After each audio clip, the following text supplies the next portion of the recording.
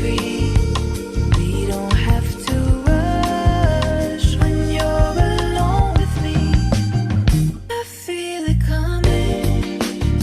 I feel it coming, baby. I feel it coming. I feel it coming, baby. I feel it coming. I feel it coming, baby. I feel it coming. I feel it coming. You are not the single type, so baby, it's the perfect time. I'm just trying to get you high and faded off this love.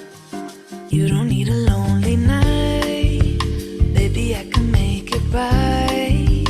You just got to let me try to give you what you want.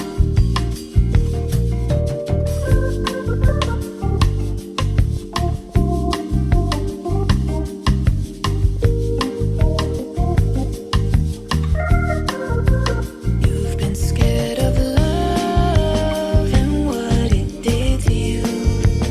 You don't have to run, I know what you've been through. Just a simple touch and it can set you free. We don't have to rush when you're alone with me. I feel it coming. I feel it coming, baby. I feel it coming. I feel it coming, baby. I feel it coming. I feel it coming, baby. I feel it coming. I feel it coming.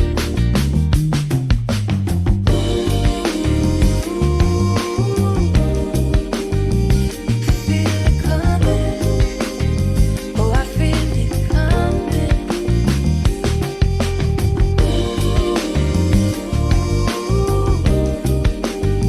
I feel it coming. Oh, I feel it coming.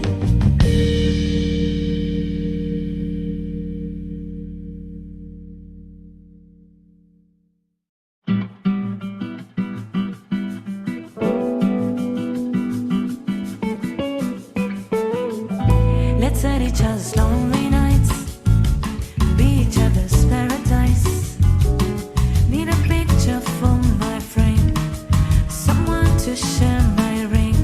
Tell me what you wanna drink, I tell you what I got in mind. Oh, I don't know your name, but I feel that's gonna change. You ain't gonna be my lover, for you to call me baby. Never be now.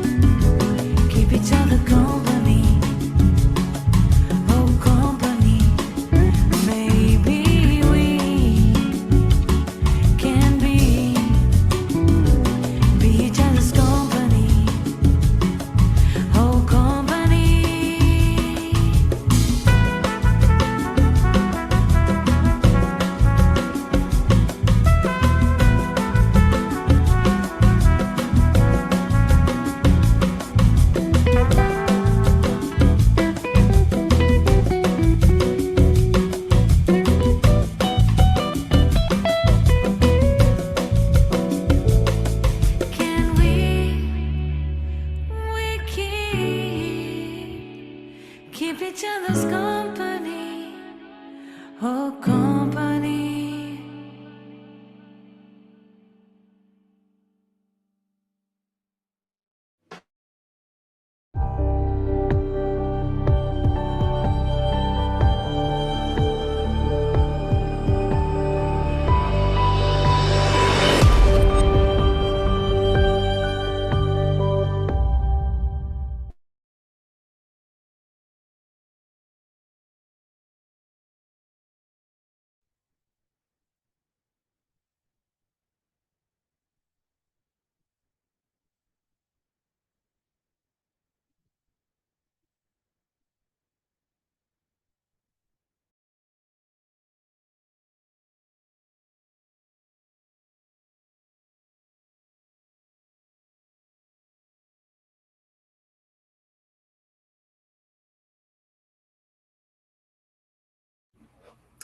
Boa noite, pessoal. Sejam muito bem-vindos para o nosso Amib no Ar de agosto de 2025. Eu sou a Marta Lira, sou a presidente do Departamento de Fonoaudiologia da Amib, e é uma honra para mim e para a AIC a gente receber essas ilustres convidadas. A gente vai apresentá-las para vocês. Então, vem chegando, senta aí, a gente vai ter um ótimo bate-papo da sonda ao seio e os principais desafios da fonoaudiologia intensivista neonatal na transição desses RNs, né, da sonda para o seio, nos prematuros, os RNs mais gravezinhos. Então, eu chamo a Aike para se apresentar para vocês e aí a gente vai chamar nossas convidadas. Boa noite, Aike, tudo bem? Boa noite, Marta. Boa noite a todos. É com grande satisfação estar aqui com vocês no Amib no Ar. Eu gostaria inicialmente de agradecer à Amib e ao Departamento de Fonoaudiologia da Amib pelo convite e pela oportunidade de discutirmos um tema tão relevante, né, que é para a prática multiprofissional do mês alusivo ao tema, que é o Agosto Dourado. E hoje nós vamos ter uma mesa muito especial, que é o tema da sonda ao seio, estratégias de transição para alimentação oral em bebês prematuros e de alto risco. É um processo que envolve não apenas um conhecimento técnico-científico, mas também de sensibilidade, de acolhimento, de trabalho em equipe. Então, eu tenho a honra de dividir, né, essa moderação com a Marta.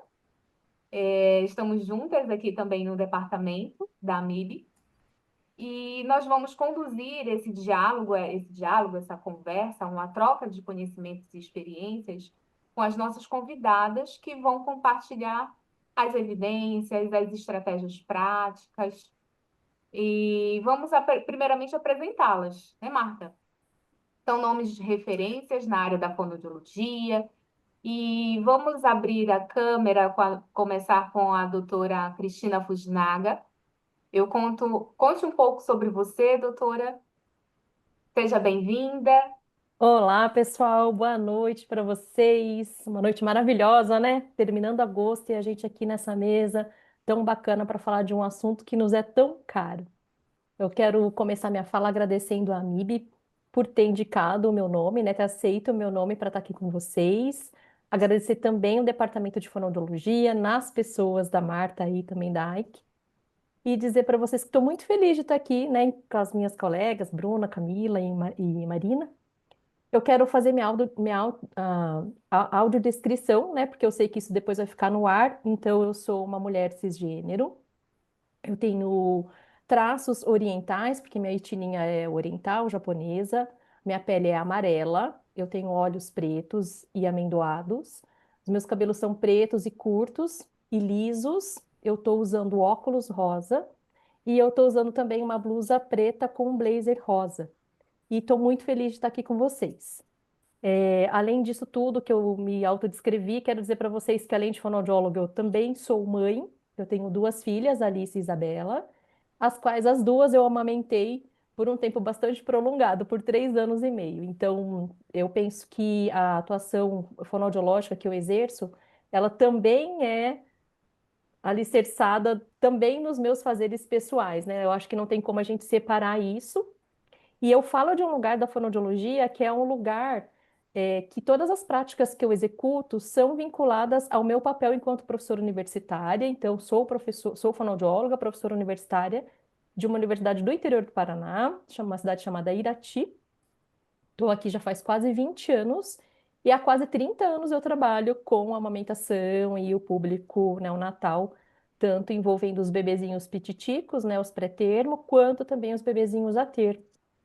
E ao longo dessa trajetória, né, também como professora, então fui fazendo muitos cursos, então fiz aprimoramento profissional hospitalar, lá em Ribeirão Preto, no Hospital de Clínicas.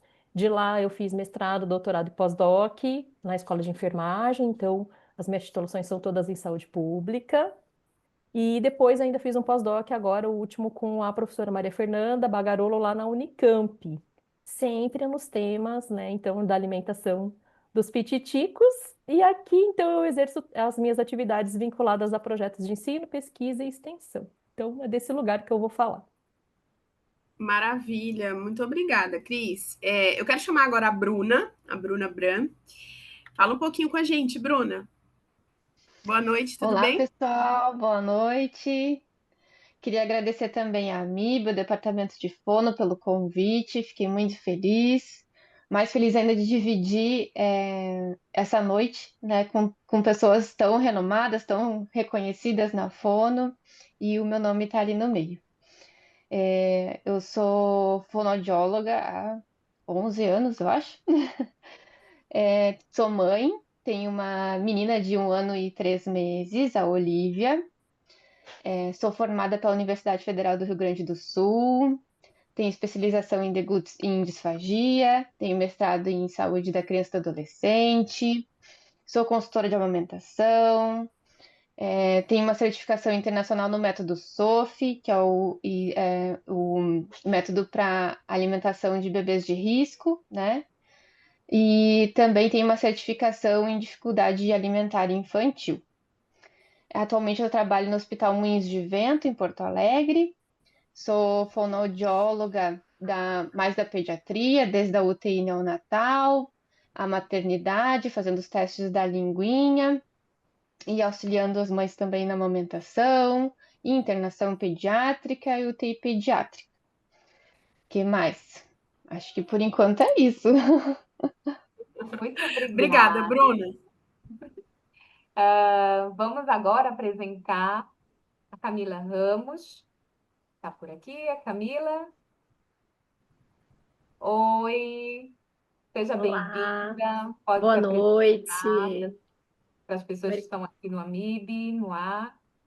ótimo, é um prazer. Primeiro quero agradecer, né, o convite, então a Marta, a Aike, o pessoal da AMIB, inclusive a Carol Farias, né, que entrou em contato inicialmente comigo. Dizer que é uma honra estar com todos vocês que estão nos assistindo, né, ou pela plataforma Zoom, ou nos assistindo pelo YouTube, e estar numa mesa realmente com as referências aí de todas as partes do país, né? Então eu falo aqui de Belo Horizonte, Minas Gerais, onde eu me formei pela UFMG, tenho especialização em saúde materna e infantil e sou mestre pela engenharia mecânica da UFMG, né? Então tenho aí um amor, né? Estou encaminhando meu doutorado também, não na engenharia mecânica, mas nas ciências fonoaudiológicas e na engenharia mecânica, né? Dentro da saúde materna e infantil. Nós criamos com um grupo da engenharia da UFMG um aparelho para que a gente pudesse medir, né, os parâmetros de sucção. Inicialmente, esse aparelho era com o objetivo de medir só força, né, a pressão, o vácuo ali do bebê sugando, mas o aparelho nos surpreendeu aí com todos os parâmetros de sucção. Então, a gente conseguiu fazer um aparelho que nos ajudasse, né, tanto nas pesquisas fonoaudiológicas, quanto direcionasse os profissionais na prática, né? Atualmente, eu não estou numa UTI neonatal, mas estou numa UTI pediátrica, onde nós recebemos os bebês, né, desde, né, neonatos mesmo, desde 10 dias de vida até aí as crianças maiores, né, até os seus 14 anos. Já trabalhei em UTI neonatais por muitos anos, no HC, no Hospital das Clínicas aqui de Belo Horizonte, e no Hospital Sofia Feldman, junto com grandes referências também. Então, Vamos falar aí um pouco das nossas experiências, né? Compartilhar aí com vocês, vai ser uma honra, né? Podermos dividir aí nossas experiências. Obrigada, Camila. E a nossa última palestrante. Boa noite, Marina. Tudo bem? Boa noite, meninas. Boa noite a todos. Me ouvem bem? Sim? Ótimo. Queria agradecer também pelo convite, pela oportunidade de estar aqui, também por compartilhar com essas pessoas tão renomadas e queridas nessa área, e falar que para mim é um presente falar sobre isso, que é o meu dia a dia. Me apresentando aqui um pouquinho, falando brevemente sobre a minha trajetória, né? Então, eu me formei pela USP de São Paulo em 2016, tive a oportunidade de cursar residência também por essa universidade, e lá eu me apaixonei ainda mais pela UTI neonatal e sabia que era esse o caminho que eu ia trilhar, e desde então eu trabalho, né, na mesma instituição. Eu estou no Hospital e Maternidade Sepaco, aqui em São Paulo. É uma UTI de alta complexidade, então acho que a gente vai falar um pouquinho sobre isso, né, sobre os desafios, sobre a realidade ali, realmente, do dia a dia. A gente sempre, claro, a gente está no Agosto Dourado e a gente vai sempre priorizar o aleitamento materno, mas a gente sabe que, né, não é fácil, que a gente tem muitos desafios, e para esses bebês prematuros e de alto risco é um desafio ainda maior. Eu tenho uma formação um pouco parecida com a Bruna, né, nessas questões de especialização e de cursos. Também sou formada por certificação internacional, o método SOFI, e eu assim, me apaixonei por essa área, é o que eu gosto de fazer, é o que eu gosto de falar sobre, e acho que a gente vai conversar também um pouquinho mais sobre isso. Então vamos Obrigada. lá. A gente está com 66 participantes agora. Quem quiser fazer perguntas, gente, pode ficar à vontade. Aqui embaixo na tela vai aparecer para vocês o Q e o A, que são questions and answers. Então vocês podem fazer perguntas à vontade, tanto no chat como nesse íconezinho de perguntas e respostas, que aí a gente lê aqui. A ideia é fazer uma troca. E se você quiser começar a fazer pergunta, eu tenho muitas, anotei várias. Eu também anotei várias. Vocês estão me escutando, né? Sim. Para começarmos, eu gostaria de propor uma reflexão inicial. Acho que vale a pena a gente começar sobre. Acho que as perguntas são para todas, quem quiser responder. Quais os principais pontos de atenção que nós temos que ter no momento de indicar uma sonda, a transição da sonda para a via oral? O que é mais relevante? O que é importante considerar?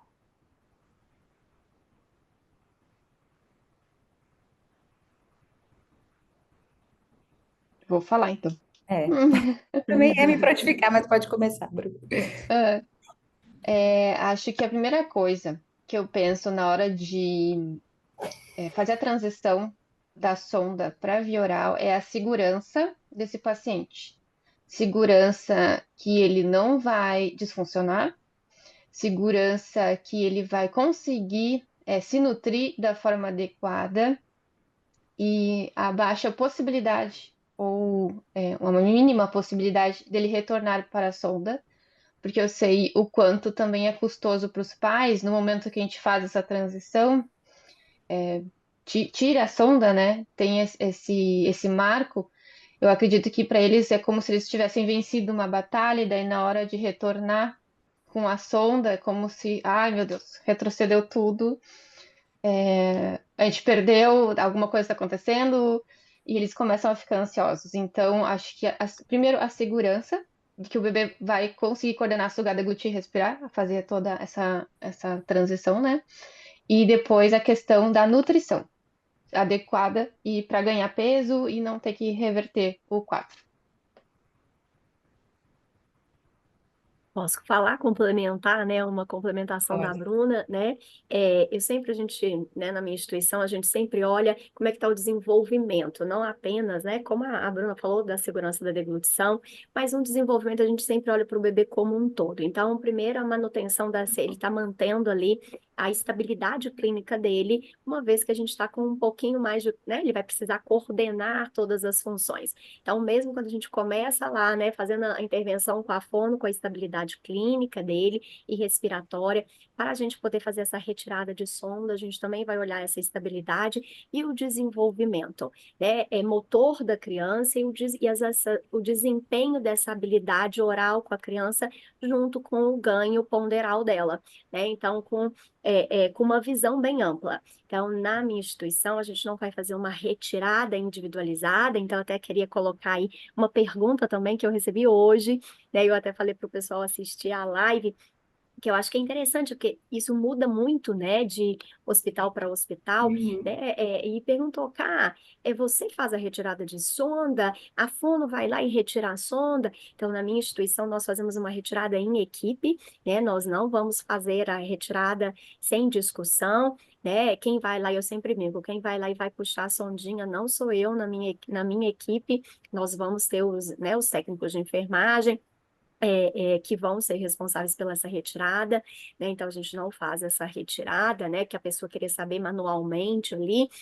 Podem acontecer, né, retiradas acidentais pelo próprio bebê, mas para Uhum. manter, né, a gente quer manter uma segurança geral, não só da questão, como bem pontuou a Bruna, né, das habilidades orais, mas do desenvolvimento global dessa criança. Então, a gente não vai olhar só essa boca, não.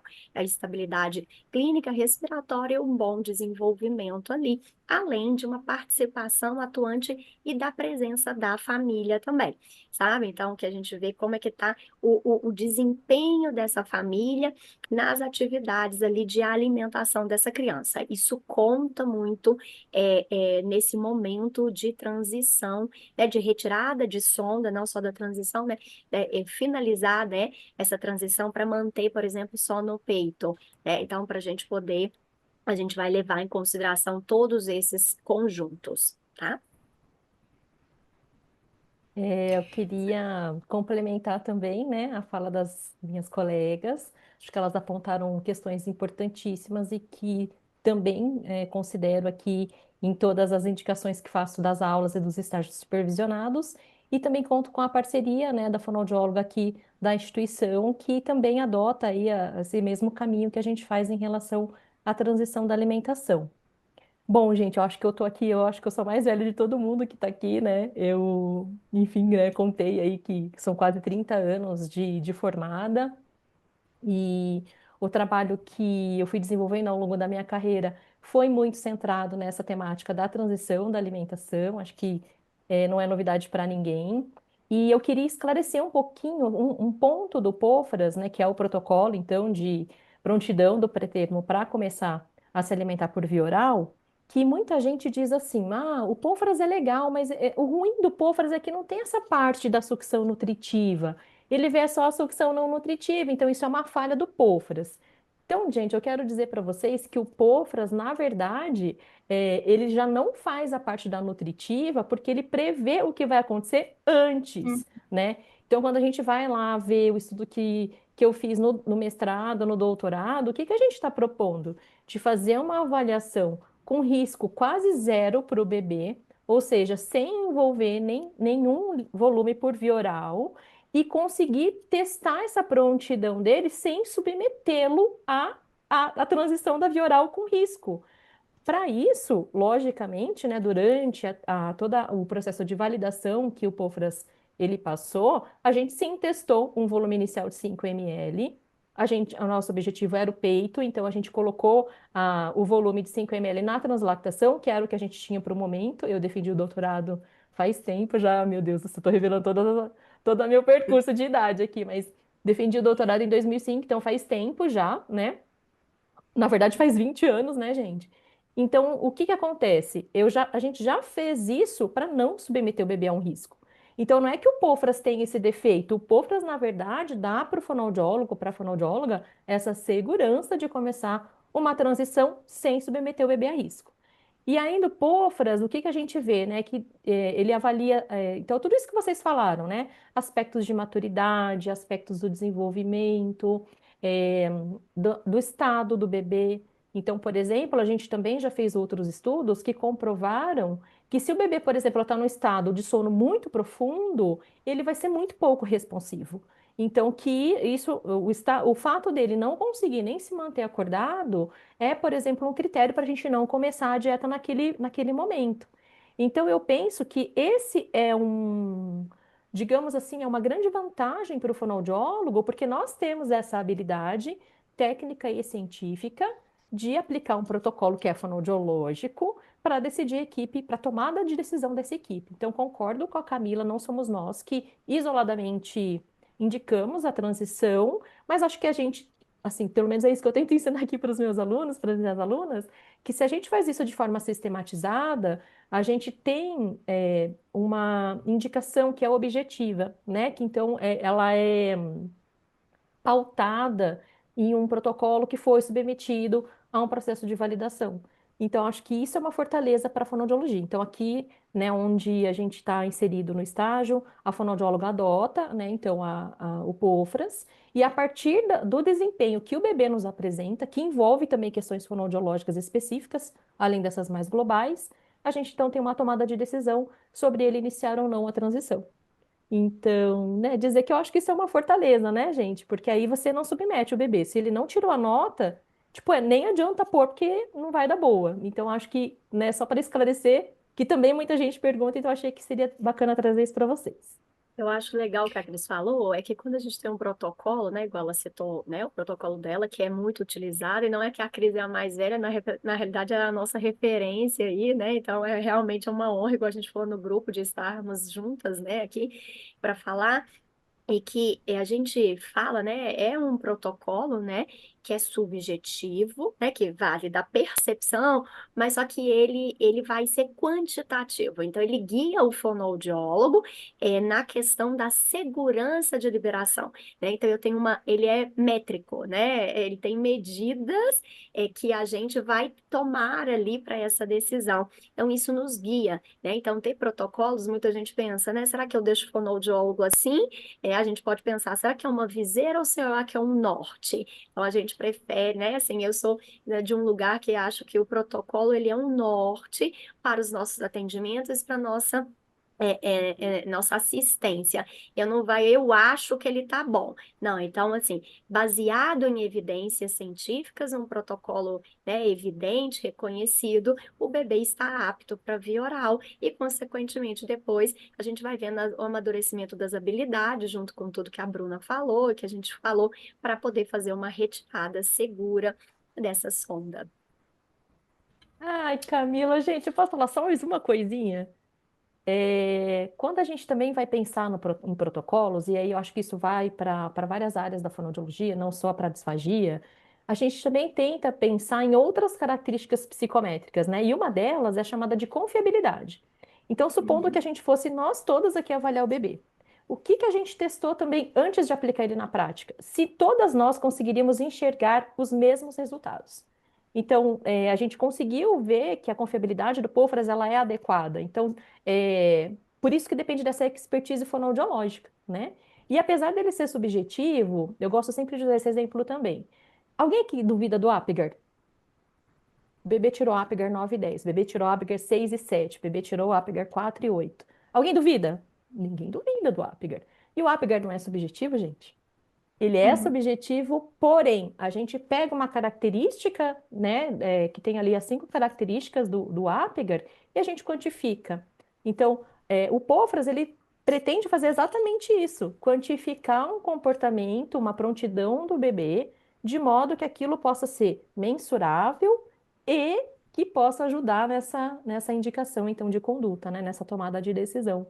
Então, acho que é legal falar, né, desses processos, porque, né, gente, pelo amor de Deus, é um trabalhão para a gente, né? As colegas aqui estão, né, na carreira acadêmica também, então estão fazendo lá, fizeram seus mestrados e doutorados, enfim, dá um trabalhão, né, gente? Fazer ciência é um negócio que, ó, meu Deus, né? Então, acho que vale a pena a gente mencionar o quanto que a fonoaudiologia, ela atua, sim, com conceitos que são de comportamento, que muitas vezes são subjetivos, por outro lado, muito alicerçado cientificamente. Acho que isso é uma grande vitória aí da fonoaudiologia. Muito bom, meninas. Eu tenho uma pergunta Eu queria saber quais os principais desafios relacionados a dia de mãe e RN que vocês enfrentam.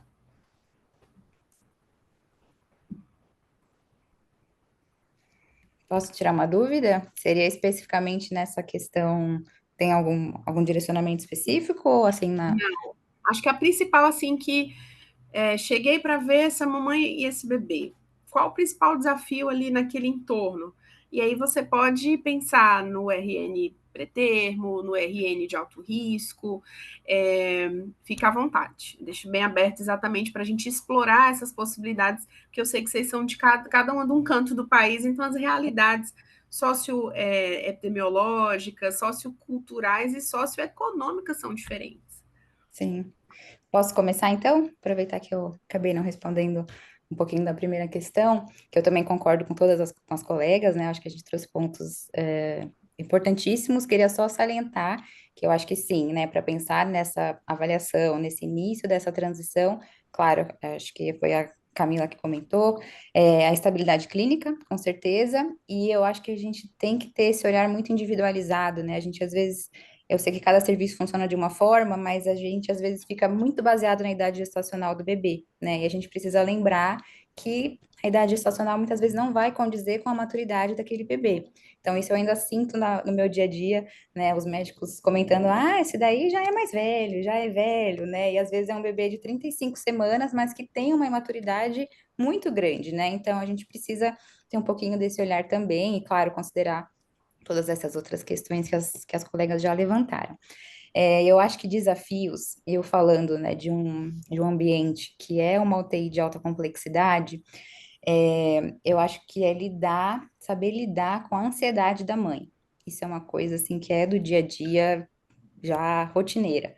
Então, muitas vezes são bebês que já, né, prematuros extremos, que já ficaram ali 3, 4 meses, e a gente tem um papel importantíssimo, mas também dificílimo nessa UTI, que quando chega a nossa vez, né, muitas vezes é o sinal que o bebê já está estável, já passou por muitas coisas, mas a gente chega num momento muito delicado, que essa mãe já passou por um período enorme nessa UTI, desgastante, né, de muita coisa, e elas muitas vezes relacionam isso como assim, né, assim, a luz no fim do túnel, agora eu já tô com o pezinho né, em casa, e a gente sabe que muitas vezes esse caminho não vai ser tão rápido, né? Então, elas têm uma expectativa muito grande.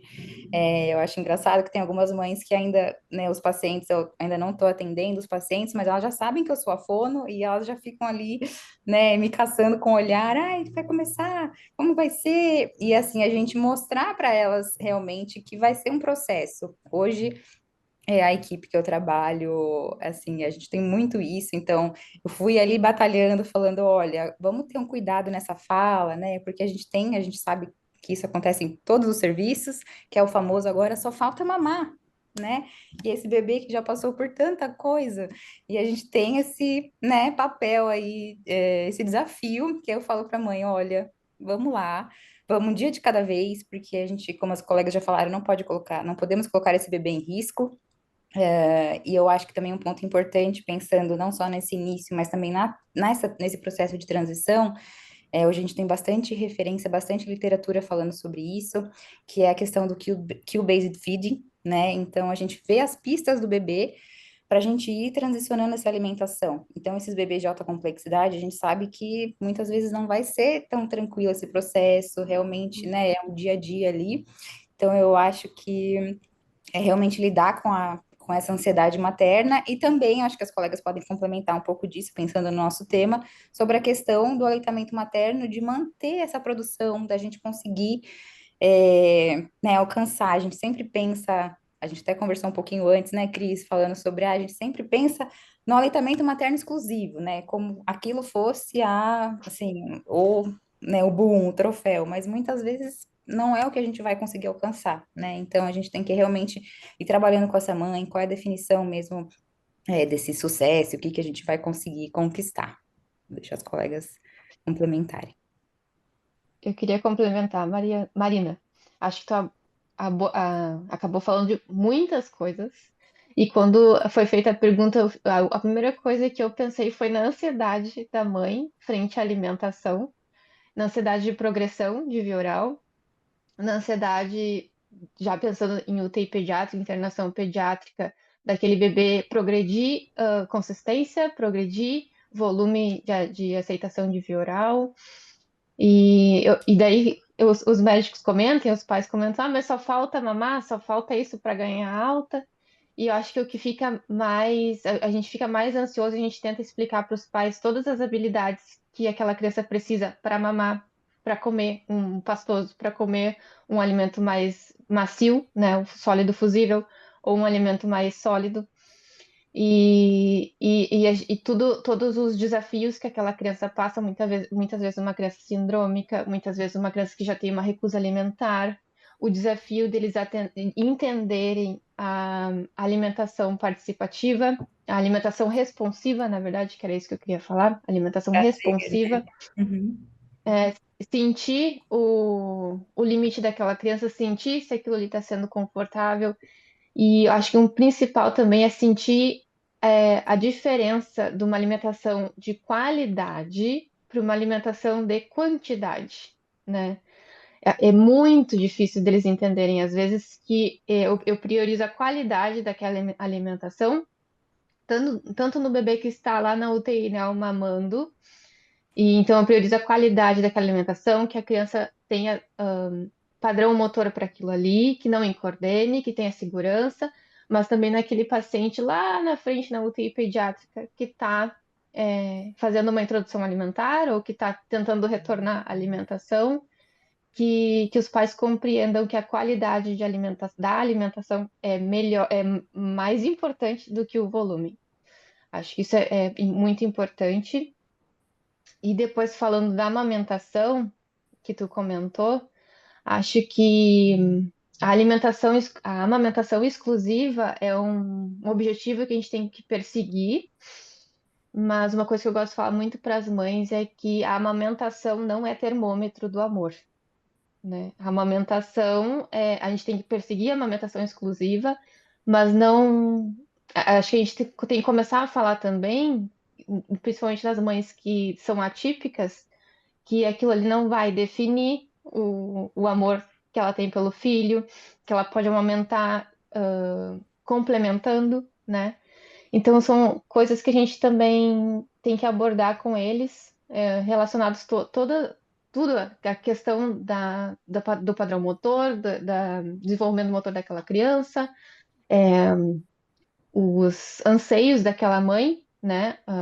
O que ela está querendo eu esqueci a palavra, mas o que ela está projetando para aquela criança, assim, é o Expectativa desejo mesmo, né? dela, Já expectativa foi tanta quebra de daquela mãe. expectativa, né? O parto prematuro, aí ela É, vai querer amamentar, então é muito. uhum, as expectativas daquela mãe em frente àquela criança e que muitas vezes a gente não vai chegar no objetivo que ela quer, mas a gente vai tentar chegar o melhor possível naquilo ali.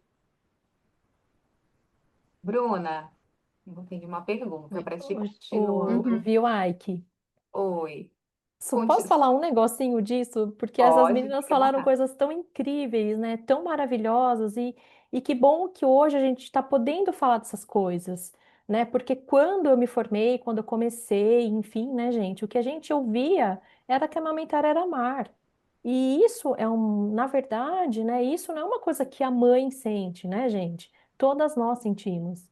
Eu passei por todas as dificuldades que vocês imaginarem em relação à amamentação com as minhas duas filhas. Eu tive a primeira, pensei, não, agora eu paguei todos os pecados, com a segunda não vou pagar. Paguei todos de novo. Mas o que que acontece, né, gente? Nós fomos criadas para achar que amamentar é amar. Então, que bom que nessa noite a gente está podendo assumir que a fonoaudiologia precisa virar essa chave, né, de entender que a amamentação ou a alimentação da criança é um processo.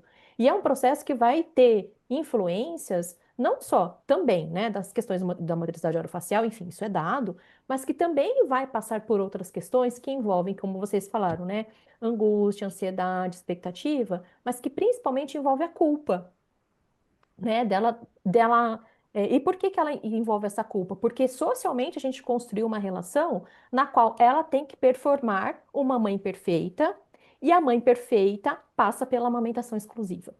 né? Então, hoje, por exemplo, né, supervisionando uma fonoaudióloga, ela falou assim, ai, meu Deus, porque eu não aguento, né?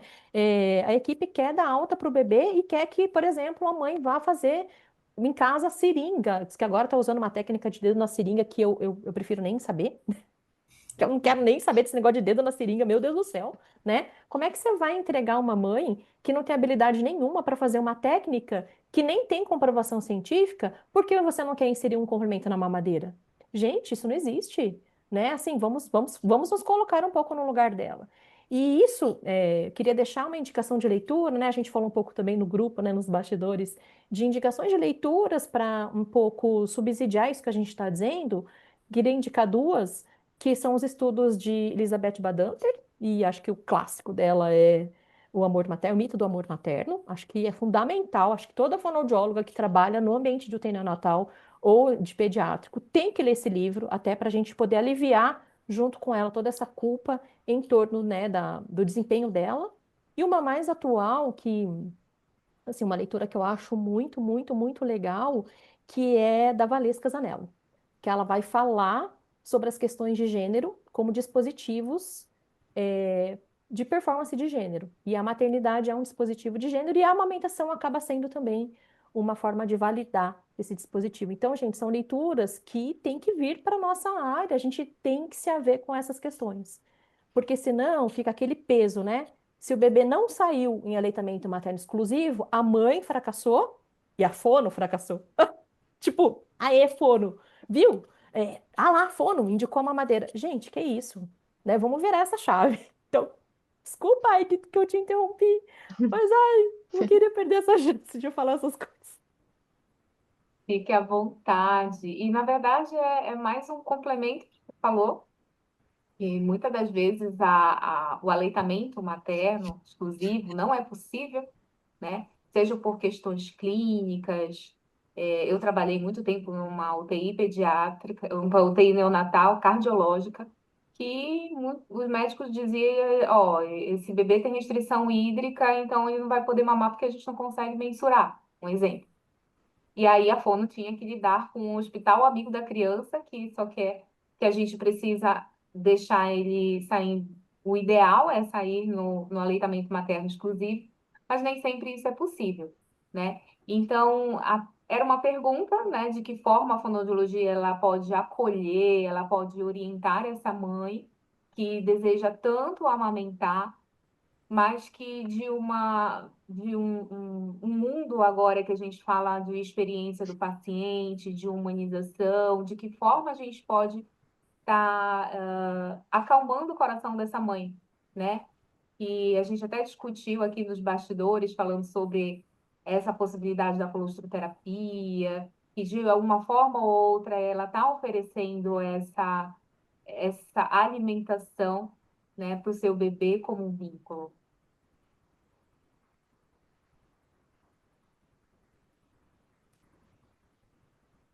Ai, meu Deus, eu vou falar de novo. O que a Ah, gente tem feito aqui é que depois que eu me afastei, né, a gente não retomou ainda esse trabalho. Mas o que que a gente tem priorizado aqui? E entendendo nós como fonoaudiólogas, claro, a gente tem as nossas especializações, a gente vai afunilando o nosso fazer com cursos e formações, mas a gente não pode esquecer que nós somos fonoaudiólogas e que a gente vai atuar em todas as esferas do bebê e também dessa mulher que está ali na nossa frente. Então, aqui a gente tinha um trabalho bem parecido com o da Sofia Feldman, só que lá acho que não tem a fono, lá acho que é o pessoal da TO, que as mães têm um tempo dedicado para elas. E até não é para elas enquanto mães. Então, lá não é assim, orientação sobre aleitamento, orientação sobre alimentação. Não. É aquele momento dela. Então, por exemplo, assim, que as mulheres, né, mães, pedem muito aqui. Ai, quero fazer a sobrancelha. Olha que jeito que tá minha sobrancelha, eu tô parecendo uma louca. Então a gente se reunia e levava as pinças, e levava o material descartável, e elas tinham aquela tarde da sobrancelha. Ou então, naquele momento, por exemplo, era muito emocionante que o bebê tinha conseguido ir pela primeira vez no peito. Aquilo era uma emoção. Tirava-se a foto e a gente construía com elas um álbum, gente, narrado das experiências delas. Assim, é um negócio, olha, gente, se começa a falar, eu até choro, porque é a coisa mais linda. E a gente trabalhando com essas mulheres na ressignificação do que elas estão vivendo ali e ajudando na subjetivação desse bebê, né? Então, vocês vejam, um trabalho fonoaudiológico global, né? Que não envolve só a questão de motricidade, envolve também. E o quanto isso ajuda essa mulher a se constituir como mãe. Gente, é incrível, é incrível. Então, acho que também o fonoaudiólogo, né, a fonoaudiologia também, então, precisa passar a pensar mais fora da caixa, Uhum. principalmente quando a gente lida com essas mães com tantas fragilidades. Eu queria Eu só achei. complementar Pode Opa. falar, Bru. complementar um trabalho que a gente faz ali no Hospital Moinhos de Vento, na sala de coleta. É assim, quando as mães não têm essa possibilidade de oferecer o seio materno em si, né? A gente então pode referir como profissional que ela vai oferecer o leite materno dela, mas de uma maneira diferente, né? E essa possibilidade é viável. E na sala de coleta que a gente tem ali no Moinhos, elas têm um trabalho bem humanizado das mães, centrado naquela mãe, tem atendimento individualizado. A gente estimula desde cedo a colossoterapia, que é utilizada junto também no protocolo de estimulação. Estimula que o pai dê a colostro, que é uma forma de amamentar, né? Uma forma de alimentar aquela criança. E então estimula a mãe que vá na sala de coleta, faça essa extração do leite e oferte então de outra forma. Como vai ser essa outra forma? Na mamadeira, no copinho. Então a gente vai oferecer a possibilidade dela oferecer o leite materno, mas de outra forma. E ela vai se sentir acolhida, vai se sentir importante na alimentação daquele paciente, porque sim, para as mães, essa questão de oferecer o seio materno, a conexão é enorme, né, com o bebê. Para uma mãe, aquilo ali é importantíssimo. Eu acho que o objetivo dela é amamentar aquela criança. Mas a gente vai tentar trabalhar com ela da forma que ela vai oferecer o leite diferente, de forma diferente, mas ela vai continuar oferecendo aquele leite. Então, o acolhimento feito pelos profissionais, tanto na unidade quanto não sei se nos outros hospitais que vocês acompanham tem banco de leite, no nosso tem a sala de coleta, e aí eles acabam aí oferecendo o próprio leite da mãe para o bebê.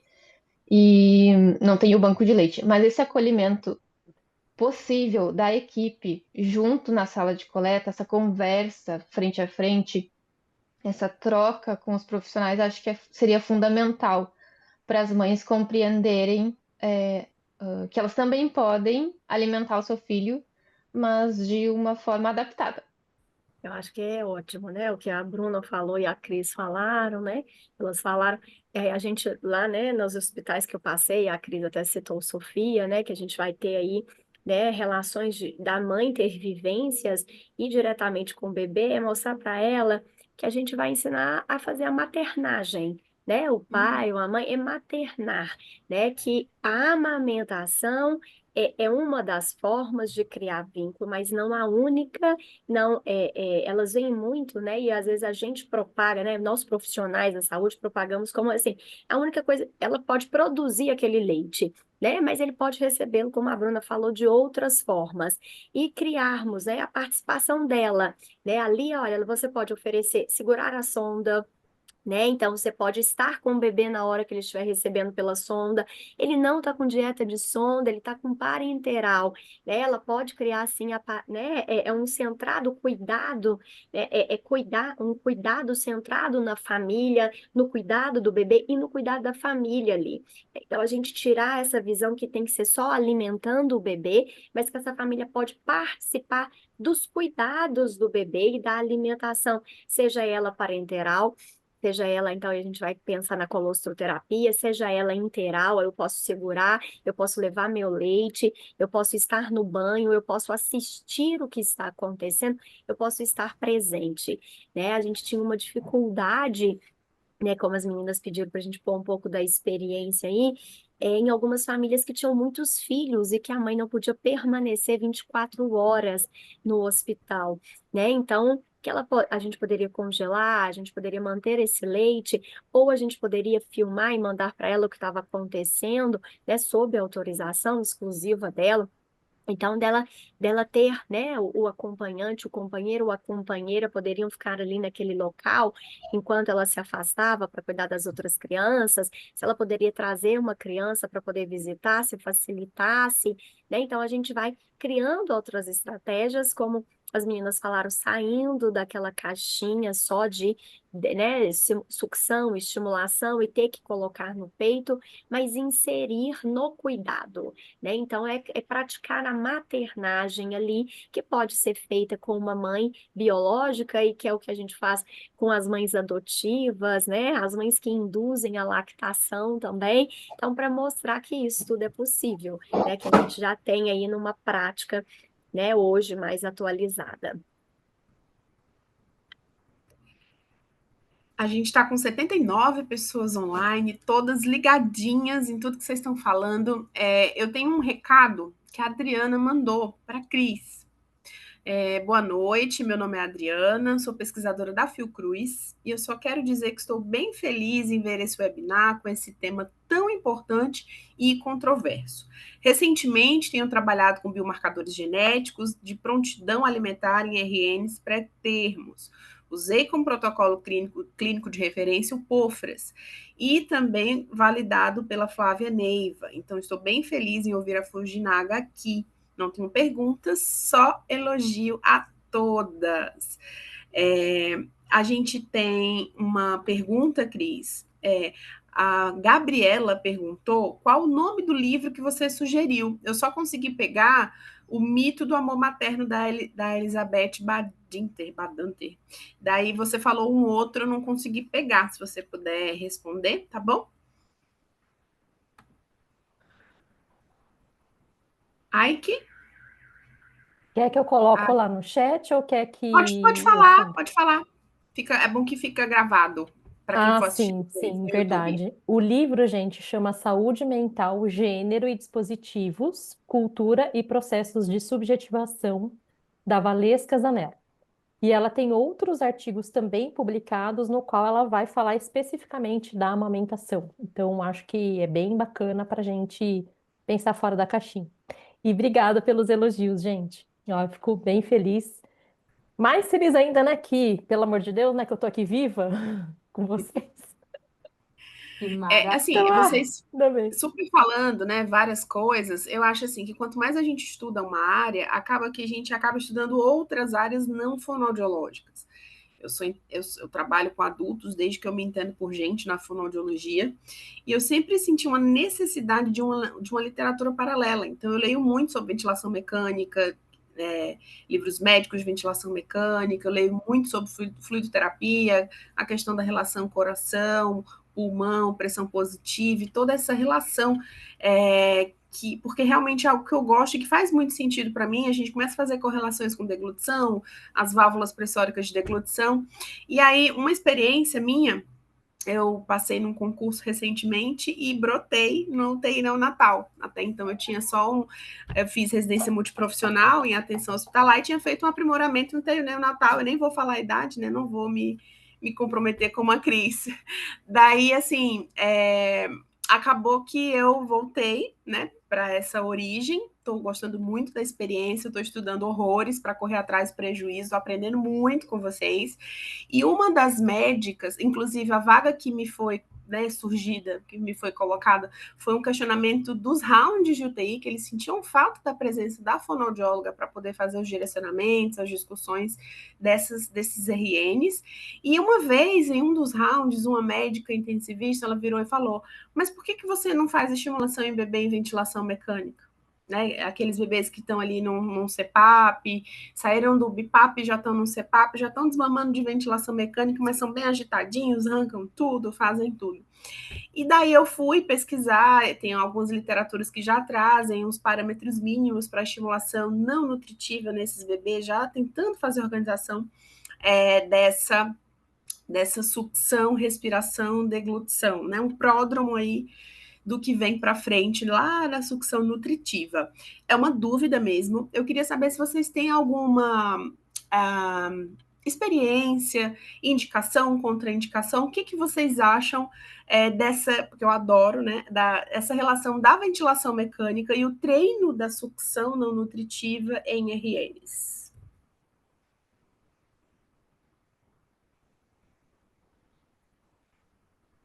Posso começar? Então, vou falar que às vezes, porque é um tema polêmico, né? Então, eu falo que é polêmico porque, sim, temos, né, algumas. Eu vou falar de uma experiência que eu tive fora do país, tá? Onde se estimulava a sucção não nutritiva nos bebês que estavam intubados. Porém, era uma intubação naso, tá? Não era oronasal. Porém, quando você vai discutir, e discutindo com até as pessoas de lá e com os colegas aqui, tudo tem um momento, né? O qual seria positivo estimularmos a sucção? Quando eu estimulo a sucção, o meu bebê vai sugar, vai, né? Suga, vai juntar saliva e vai deglutir ali. E eu tô com a minha via aérea aberta. Então, eu estou aumentando a frequência de deglutição, né? Será que seria um momento, já que a gente pensa na intervenção fonoaudiológica, com um bebê que ele tem que estar clinicamente estável e do ponto de vista respiratório estável. Então, se eu tô com um bebê, aí eu pensando assim em bebês intubados, né, dos padrões, será que seria positivo? Eu falo isso porque quando eu voltei de lá, alguns profissionais e isso aqui em Belo Horizonte, tá? Por isso que eu tô falando, muitos coordenadores de UTI têm questionado e me ligam e me questionam, né? No HC, na época, a gente teve esse questionamento também, e a gente colocando desse ponto de vista, né, antes de sair pareceres sobre isso, a gente falou: olha, não é o momento, o momento, vamos lá, qual que é a prioridade número um? Então é respirar, né? Se eu não respiro bem, se eu não estou bem, né? Como faz, né? Então, a gente não trabalha, né, lá na nossa instituição, e a gente tem pareceres também que já hoje falam para não trabalhar, nem com naso, né, intubação, porque é muito comum fora do nosso país, e também oro, né? Então, que é mais frequente, pelo menos aqui em Minas, a intubação orotraqueal. A gente não trabalha. Quando nós temos outros parâmetros ventilatórios, a gente sempre vai discutir sobre a vantagem ou não. É a minha, né, a sucção não nutritiva. Quanto que ela vai ser, a gente vai trazer benefícios para esse momento desse bebê. Então, antigamente, aí eu vou falar, né, assim, da minha experiência, antigamente era, não é o momento, ele tem que estar pelo menos em catéter e tudo mais. Hoje a gente vai discutir quais são, como você disse, né? Por isso que é interessante a gente saber sobre parâmetros ventilatórios, entender de questões respiratórias, como que isso vai contribuir. Qual é o objetivo nesse momento? Pensando que não vai ser nada nutritivo, isso ainda no nosso hospital, ainda a gente não põe. Mas e não nutritivo. Eu vou trazer benefícios, isso vai auxiliar, isso vai ajudar. Então, a minha criança está no CPAP, né? A minha criança está no alto fluxo, né? O meu bebezinho, como é que tá? Então, a gente vai sim discutir com a equipe quais são os benefícios. Eu posso pegar, avaliar e vejo que o meu bebê não surtiu o efeito que a gente queria, né? O meu bebê cansou, ele teve uma tiragem maior, ele piorou os padrões respiratórios dele, então não foi positivo. Eu vou chegar para a equipe e vou falar que eu tive mais malefícios para o bebê do que aspectos positivos. Então, essa ideia, porque às vezes a gente vai pensar, né? Essa semana chegaram lá no hospital e falaram: a gente precisa da sua ajuda, porque não está vedando bem a ventilação. O bebê a gente colocou uma pronga de VNI e não tá dando certo, né? Então a gente virou, quando a gente foi lá, o negócio desgringolou. Então, assim, olha, não, né? Assim, não é o melhor momento, então nós vamos ter que pensar em outra estratégia junto com a mente, com a físio, para poder ventilar aí de uma outra forma. Não é uma questão de, né? A sucção não vai ajudar nesse momento. A secreção também não, ele está piorando, né? Então, ele está engolindo mais. Nós vamos pensar em outras formas de ajudar, né? Mas ver a gente hoje na minha instituição, a gente vai pensar nessa discussão. Mas também já não é nunca faço. Já não é nunca faço. A gente já vai vendo aí o que, né? Até o que a literatura põe, que assim, não vale a pena discutir, não vale a pena entender, não vale a pena se vai trazer mais riscos ou mais benefícios, né? Então, é difícil também a gente virar para num round e virar e falar não, porque tem que ser não, né? Então, assim, vamos abrir para discussão, mas sempre pensando na segurança do bebê. Mas aí é bom as meninas falarem como é que é a experiência delas também, porque a gente sabe que Uhum. diverge bastante, né? Camila, acho que tu falou excelente da tua experiência, achei muito boa a tua colocação. Na minha realidade, essa estimulação, o protocolo de estimulação, a estimulação não nutritiva é discutido daí em multiprofissional, né? Aí é discutido entre vários profissionais, fono, físio e o médico, se tem essa real possibilidade, se é seguro para aquele paciente. Muitas vezes o que acaba acontecendo, o bebê já está no CPAP ou no alto fluxo e já está bem estável da parte respiratória, e daí a gente entra. Mas se for uma coisa mais antes, né, um pouquinho antes disso, sempre é discutido em questão multiprofissional. Então é uma decisão multiprofissional, quando é que daí a fono poderia entrar nesse caso, que é um pouquinho antes do que todo mundo está acostumado. Mas a gente tem bastante experiência, por exemplo, no hospital com alto fluxo, oferecer VO com alto fluxo, e tem sido muito bom, porque esse bebê de alto fluxo às vezes fica bastante tempo, e se a gente for ver depois, ele perde muito tempo que ele poderia ter recebido a via oral, poderia ter recebido o estímulo, ter conseguido coordenar melhor, ter conseguido ganhar habilidade motora. E então a gente entra no alto fluxo, bem corriqueiro, assim, a gente entrar. O CPAP daí é discussão multiprofissional. A Marina tinha levantado a mão? Pode falar, Marina. Não, eu queria só complementar um pouquinho. Acho que as meninas colocaram também pontos muito importantes, mas na minha prática também é bem comum, né, o uso do catéter de alto fluxo. E a gente sabe que com essa modalidade a gente tem muito a sonda orogástrica, né? E aí eu fico naquele dilema. A gente tem que saber exatamente quem é o bebê, qual é o contexto. Então, hoje mesmo eu recebi um pedido de avaliação de um bebê que estava assim, todos os sinais de prontidão, super pronto para ir para o seio.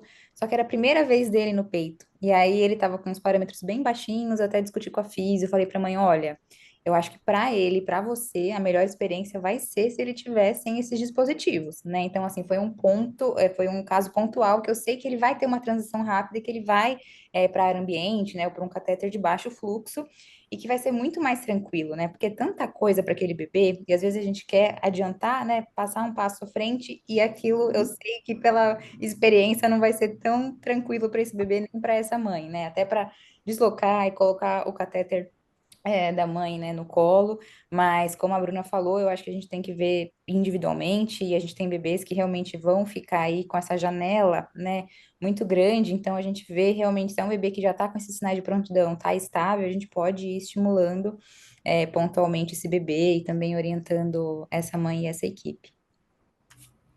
Muito bom. A gente tem perguntas no chat, 3 perguntas. Alguém né, não pôs o nome, mas elas perguntaram assim: qual o tempo ideal de atendimento da fono? Como gerenciar esses atendimentos, já que o horário do leite dos RN são os mesmos, né? A cada 3 horas, 9, meio-dia, né? Enfim. Daí, vocês querem responder logo essa e depois a gente vai para as próximas? Melhor, né? Senão a gente esquece.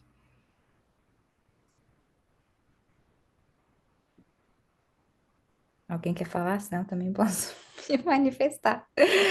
Eu acho que não tem um tempo ideal de atendimento. Eu não sei se ela pensou em tempo, o horário, ou o tempo, a quantidade, né? Então, eu acho que assim, eu acho que ela tá receosa no sentido de que tem Uhum. bebê que a gente atende.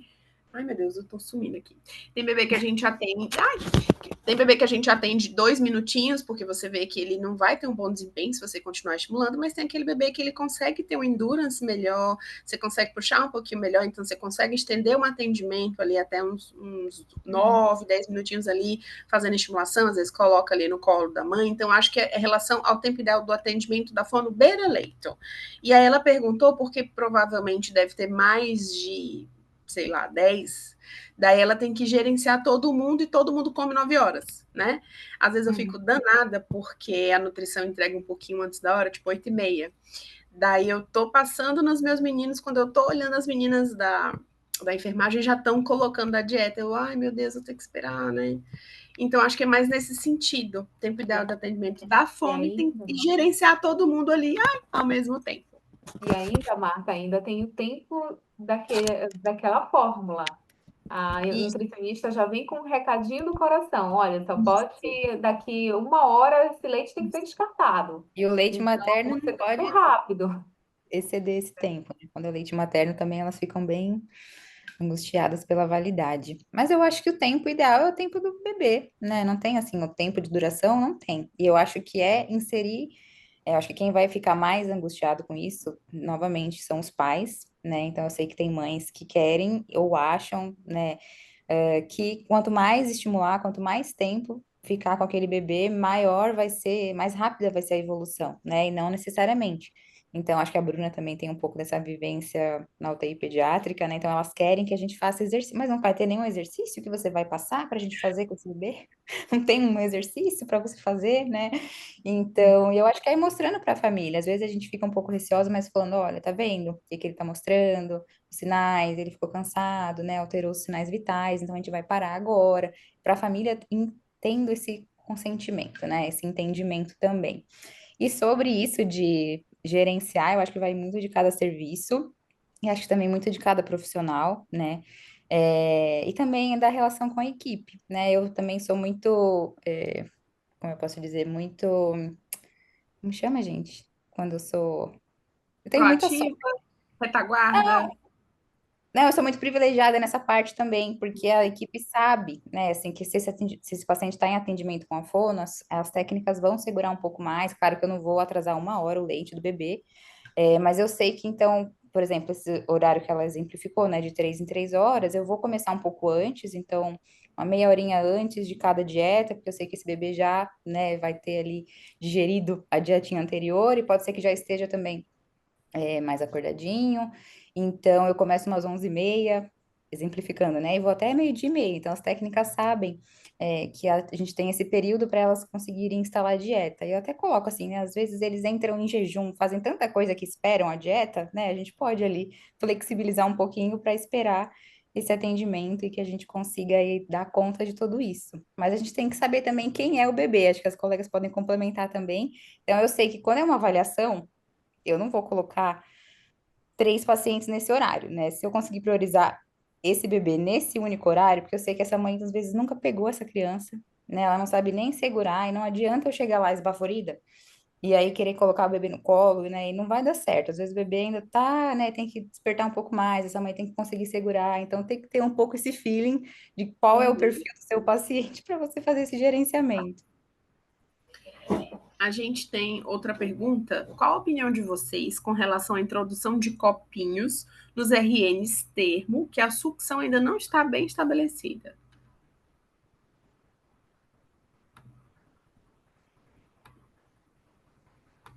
Então, aí eu acho que nessa situação do termo, quem é esse bebê termo? Eu tenho um bebê termo que não está de sonda, porque aí a gente tem que ver como que é a forma dele de alimentar. Então, eu acho que a gente tem que colocar, né, assim, a gente tem que ver como é que ele tá, então ele não tem uma sucção bem estabelecida, né?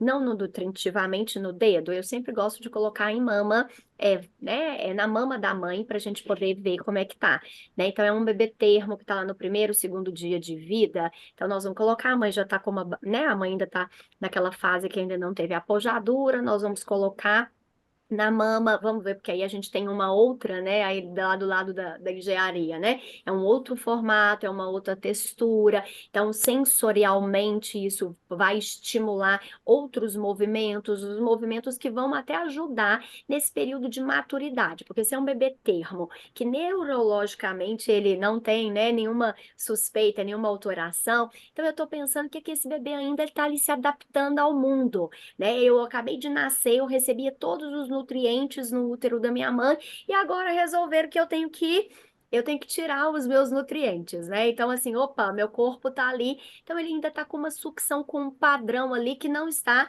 ele tá imaturo, mas por causa não de uma imaturidade neurológica, mas de um novo ambiente, de uma nova habilidade que tem que executar. Então, a gente vai colocar no peito e vai estimular com mais frequência, né? Então, assim, orientando para ficar com mais frequência. Mas às vezes esse bebê, ele não tá ali com medidas. Então, às vezes a equipe está preocupada com a glicemia, e aí vira e fala assim, ó, vamos dar um copo, né? Então, realmente, se a gente vai falar, eu sempre trabalhei em hospitais amigos da criança. Então, o copo é a melhor estratégia para a gente poder alimentar esse bebê, tá? A gente no hospital amigo da criança. Nesse caso, seria a melhor a estratégia mais viável para que a gente alimente o bebê e mantenha sempre esse bebê no peito. Então, peito antes, estimulação e o copo depois, com o volume adequado, não muito volume, né? Então, a gente discute com a equipe para ele também não entrar num ciclo aí de não querer. Agora, é claro, né, a pessoa, né, não tem identificado o nome da pessoa, quando eu falo assim que é a melhor estratégia, né, é pensando aí nessas habilidades e por eu estar sempre, então, a minha experiência toda, desde 2006 até hoje, sempre foi em hospitais amigos da criança, tá? Então, a gente não tem essa viabilidade. Se a gente for pensar que é um bebê que também vamos num hospital que não seja amigo da criança. Então, se a gente for pensar na anatomia, na fisiologia, eu tenho um bebê que saiu do útero agora. Então, qual é a experiência que eu quero oferecer para ele? Então, no peito. E teria o copo também, né? Porque a gente vai ter, não são movimentos iguais, né? São realmente movimentos diferentes, são experiências diferentes. Então, o que seria mais difícil para esse bebê depois confundir com a mamadeira, que seria um pouco mais fácil de fazer, simulando aí o movimento da sucção.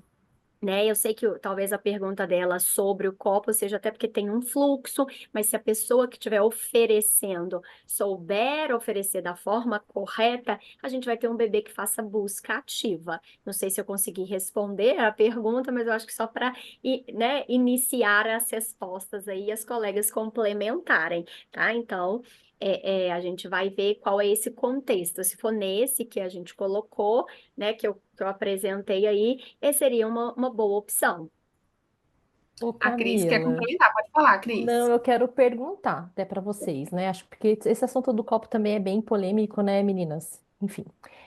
Mas a questão do volume, que eu acho que isso é uma coisa que a gente tinha que problematizar, mais do que havia, na minha humilde opinião, tá, Com gente? Por quê? certeza. Eu tenho visto, assim, a oferta de volumes absolutamente antifisiológicos para recém-nascidos.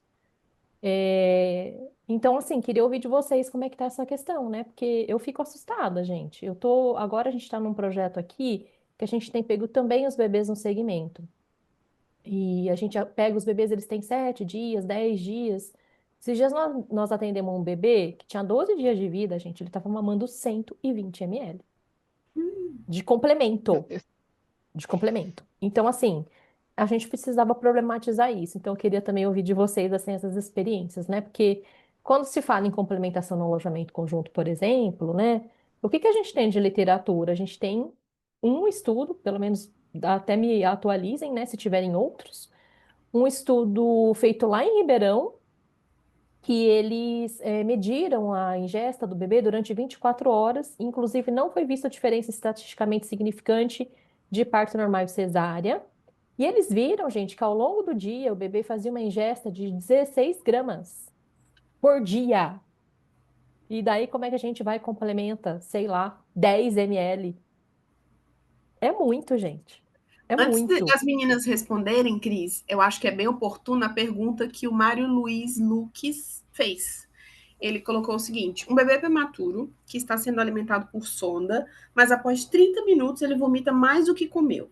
Ele é encaminhado para o fonoaudiólogo, porque o pediatra menciona que o bebê tem uma incoordenação, sucção, deglutição e respiração. Com base na experiência de vocês, quais são os principais passos que devemos tomar como fonoaudiólogos? Aí eu acho que é bem pertinente nesse sentido, né? Quem é esse bebê? Quanto ele está tomando, né? Daí vocês podem explanar a partir do que a Cris falou e a pergunta do Mário. Obrigada, Mário.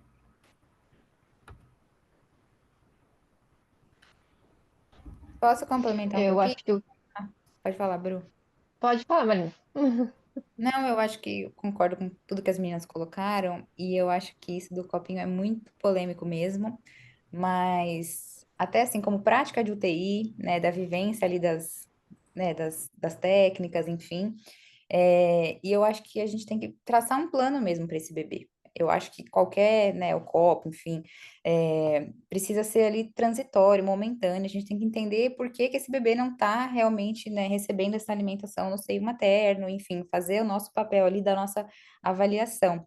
Mas eu acho que a gente tem que ter um plano. Então eu vejo isso no dia a dia. A gente recentemente introduziu a prática do copinho na UTI, pensando, né, em melhorar um pouco as taxas de aleitamento materno.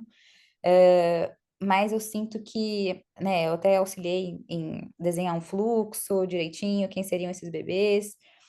Mas eu acho que a primeira coisa é assim, quem é essa mãe, né? Essa mãe quer amamentar, essa mãe vai ter disponibilidade para amamentar, porque eu acho que às vezes a gente acaba querendo colocar essa prática, né? E muitas vezes não vai ser a prática dela em casa, né? E muitas vezes essa mãe não foi nem orientada a como fazer essa prática, né, da oferta do copo, enfim. E eu acho que, como a Cris falou, tem essa questão do volume. Então, às vezes é um bebê que acabou de nascer e aí já está prescrito 10, 15 ml para essa criança. Não tem nem 24 horas de vida. Então, assim, né, eu acho que tem que realmente ter ali, às vezes, esse olhar e conseguir discutir isso com a equipe e mostrar, porque às vezes a gente acaba, de repente, passando uma sonda num bebê que não, né, nem precisaria dessa invasão por conta desse volume que a gente está achando que essa criança precisa receber. Não, eu só queria complementar o que a Cris falou do volume, acho que é fundamental a gente discutir sobre isso. E acho que o que a Marina também falou da possibilidade, o que que essa mãe vai fazer em casa? Aí eu trabalho no hospital que não é amigo da criança, mas a gente tem a possibilidade do copinho, mas a gente tem que ver até que ponto essa mãe vai conseguir implementar esse tipo de alimentação em casa, porque é difícil oferecer no copinho e de uma maneira segura, que não forneça tanto volume para aquela criança muito rápido, né? E acredito que daí sempre vai ser pela questão da organização da família. Acho que antes de tudo, a organização da família, a viabilidade da manutenção desse copinho, desse tipo de oferta. E sobre o paciente da sonda, acredito que a gente teria que conversar também com a Nutri para ver a questão se realmente ele está recebendo mais volume do que ele precisaria, se aquele cálculo de volume está adequado para aquela criança, né? Para não oferecer esse volume a mais. Sempre a alimentação da criança tem a parte da fono, mas a gente tem um trabalho muito grande, meio que um casamento que eu falo com a nutrição. A gente sempre tem que discutir questão multi com a nutrição e para tentar segurar, não nutrição e equipe médica, né? Multiprofissional tentar que esse bebê não receba volume a mais ou uma dieta que ele não precisaria naquele momento. E o do copinho é realmente uma coisa muito polêmica, um assunto muito polêmico, que teria que ser bem estudado, né? Porque, por exemplo, ali no hospital a gente não é amigo da criança, mas a gente tem uma taxa de aleitamento materno na alta de 95%. Então, até Inclusive, que ponto é aleitamento materno é de 95%. Então, até que eu ponto, quero saber tudo é, sobre essas até práticas. que ponto a gente, né, conseguiria,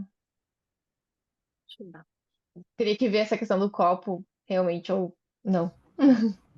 Só para responder a Cris, né, porque ela perguntou sobre como que seria a prática, que eu acho que é uma construção mesmo. E aí, como que a gente faz lá? Habitualmente, né, a gente via muito uma prática de 30 ml no primeiro dia, né? De 30 ml a cada. Por quê? Por quê? Se você for perguntar para os médicos, eles também falaram, porque é o que a medida da lata faz. Essa era a resposta, né? Então, a gente começou baseado em quê? Do tamanho do estômago do bebê, né? Então, esse tamanho que pode aí oscilar de 3 ml, que também aí tem na literatura de 3 a 5 ml. E se a gente pensasse que um bebê termo, né? Então, não seria uma medida baseado no peso, mas sim no tempo de vida desse bebê, sempre pensando, então, que ele receberia essa complementação, mas continuaria no peito e esse estímulo seria importante. O ideal é que esse bebê não saia com o copo da maternidade, ou que se sair, né, ele tenha que ser acompanhado, então ele tem que ser, ele vai ser referenciado. Então essa mãe pode contratar um enfermeiro, um fonoaudiólogo, ou ir para as unidades básicas de saúde, então aí vai depender, né, das redes, dos grupos de apoio aí, né? Então, igual vocês falaram, né, qual que é a condição dessa mãe? O ideal, até o Ministério da Saúde fala mesmo, é que esse copo seja temporário, ele não seja uma via de alimentação, né? Então, ele seja só uma forma temporária de alimentar uma criança para que depois a via que seja, né, a manutenção do peito ali. Não vai dar peito, tem que ser pensado numa outra forma. Então, aí a gente discutiria a mamadeira, que manteria a sucção, que é a necessidade desse bebê fisiológica, né, que é as discussões que nós temos lá. Aí, Cris, o que que a gente faz, né? Não sei, né, como é que vocês faziam ou fazem lá no seu hospital. Então, a gente vai pelo tamanho gástrico, então, que daria um volume, sim, de 3 a 5 ml, mantendo a sucção. E aí, pensa, olha que interessante, se a gente for pensar, assim, nesse complemento, então, inicialmente, ela consegue tirar, então, seria do leite dela. Então, seria uma dieta de 2 em 2, se for do leite dela, mas se for fórmula, vai se oferecer isso de 3 em 3 pelo processo de digestão. Então, se tiver de 3 em 3 e 24 horas, se for 3 ml, esse bebê ingere 24 ml, teoricamente o máximo, né? Se for 5 ml, esse bebê ingeriu 40 ml no dia. Se a gente vai lá nos textos de fisiologia do bebê, né, da produção láctea da mãe, quando, né, a gente vai nos estudos de colostro, fala que a produção média de colostro no primeiro dia da mãe é de cerca de 35 a 42 ml, então que bate aí com uma média, né, que a gente pensa, então até, não significa que o bebê vai ingerir, e aí que bate com o estudo que você falou, 16 ml, né, então aí eu acho que soma tudo, não sei se dá para fazer essa linha de raciocínio, mas olha, eu tenho um bebê que está começando a mamar, então ele está em ainda uma glicose nas primeiras horas, a glicose da mãe. Então eu não tenho tanta demanda. Então, no primeiro dia de vida, olha, é muito legal esse estudo, porque olha, aí fala que ele tomou 16, amanhã provavelmente ele vai aumentar um pouco esse volume, né? Então, com 48 horas de vida, a gente vai ter aí uma média de no terceiro dia de vida essa mãe tendo a pojadura. E aí, coincidentemente, com a apojadura aumenta o volume, a gente tem um aumento do tamanho do estômago do bebê. Então, olha como que é importante, talvez nessa primeira semana de vida, não calcular o peso, o complemento, se for necessário, pelo peso, e sim pelo tamanho do estômago do bebê. É claro que para a gente chegar nesse consenso, houve-se um trabalho de formiguinha e uma discussão. Então, os comitês de aleitamento dão posse bastante, dão base, e até primeiro a gente muda a ideia de todos os colegas do comitê, né? Planta a sementinha. Então, tá todo mundo fortalecido, a gente vai para o resto do grupo, né? Então, a gente conta para a diretoria. E depois a diretoria apoia a ideia, a gente vai levando para todo mundo, sem uma forma impositiva, mas para todo mundo abraçar a ideia. Então, foi desse jeito que a gente faz, né, Cris? Que aí a gente teve uma experiência positiva. Quanto ao que o Mário pergunta, eu só fiquei numa dúvida. O bebê está só exclusivo por sonda? Eu acredito, então, se esse bebê está só exclusivo por sonda, esses vômitos dele provavelmente é por uma questão aí gastrointestinal, né? Então, assim, será que esse bebê, né, por uma né, tá tendo um refluir de leite aí, né, por questões fisiológicas, patológicas ou motoras, né, mesmo o bebê tendo uma incoordenação, mas se não está recebendo, a gente teria que pensar mais em fatores baixos e não somente com questões da fonoaudiologia. Pensei, não sei se Cris vai completar essa resposta. Eu acho que responde a pergunta aqui da Marília Lobo, né? Mas como lidar quando o bebê está recebendo um bom volume, mas ainda demonstra sinais de fome? Eu acho que essa discussão da Camila já responde isso, né? Sobre essa questão da variabilidade na primeira semana de vida, né? Alguém quer complementar? E a Tamara também fala sobre a taxa de aleitamento de 95%, se é exclusivo. Quais estratégias utilizam? Oi, É... não é exclusivo. Ai, desculpa. Ah, não tem problema, pode falar, Bruno. Não, muitos bebês, como saem mais graves, eles não ficam 100% exclusivos, então tem o complemento.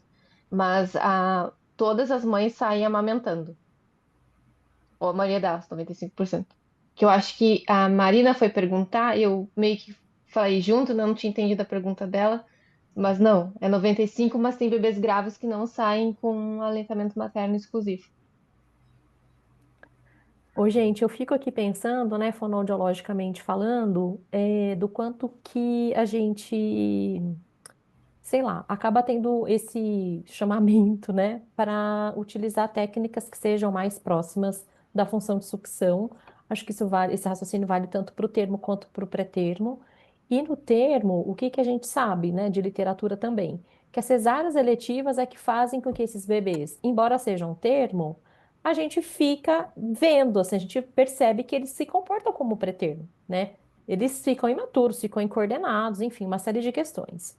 E aí eu só queria, né, lembrar da nossa queridíssima Andréa Medeiros, né, dos estudos que ela faz e da técnica que ela indica de usar, que ela chama de sonda-peito, né, que a gente sabe que também o Ministério da Saúde tem uma outra nomenclatura para o que ela faz, né, mas então, assim, de repente também eu acho que intra-hospitalar, a gente pode sim lançar mão de outras técnicas que sejam mais fisiológicas, por exemplo, vamos chamar, não vou chamar de sonda peito, né? Mas vamos chamar de relactação. Acho que nada impediria de fazer a relactação. Só que também, ao mesmo tempo, eu tenho pego aqui no segmento muitas mães que já vêm relactando seus bebês. E aí elas tiram isso de onde, gente? Ah, eu não sei que tipo de atitude que a gente tinha que ter, não sei se é de esclarecimento, eu não sei. Mas elas veem blogueiras fazendo, né? Não quero falar nomes de blogueiras, mas tinha uma blogueira super influente que ensinava a fazer som da peito, gente. Né? No YouTube, assim, em live, no Instagram. Então, assim, também acho que fala de uma banalização, né, das técnicas. Então, acho que isso também, a fonoaudiologia precisa, sei lá, também virar essa chave, né? Não dá para sair aí usando qualquer técnica. É ruim mandar a mamãe embora com o copinho? É ruim, concordo plenamente com vocês. Acho um risco inclusive até não é nem de alta ingesta, mas de baixa ingesta, porque tem muita perda, né? Agora também não dá para a mãe ficar em casa fazendo relactação, sonda dedo, seringa, né? E também não é Então, muito fácil, né? Para as mães que têm indicação de fazer, a gente sabe que muitas mas que delas não conseguem manter, né? então, ainda, né, você ainda está num processo terapêutico, está sendo acompanhado, enfim, né? Está num processo terapêutico, isso é uma coisa, né? Mas ela por conta, gente. E aqui nem tô entrando no mérito dos bebês de risco, né? Dos bebês que têm alguma questão, enfim, né? Eu tô falando de bebê termo sem nenhum fator de risco. Então, não sei, a gente tem que virar essa chave, gente. Porque, Cristina, vai muito. sinceramente, aí esse bebê vem já com uma questão, uma alteração não só da sucção, mas de fluxo. Ele não tem paciência mais para lidar com aquele peito que ele precisaria ali estar fazendo um vácuo muito maior, né? Ele precisaria estar numa biomecânica muito mais eficiente para retirar aquele leite. Porque ele já tem aquela medida, aquela sonda. Ai, Uhum. não sei, gente, mas isso é uma coisa que a gente precisava dar conta. Vale muito, é muito mais do que colocar a sonda B, sonda peito. É, é posicionamento de língua, é pressão intraoral, são várias coisas que a gente precisa observar ali, né? Além do que só usar a técnica de forma banalizada. Eu achei o máximo as palavras.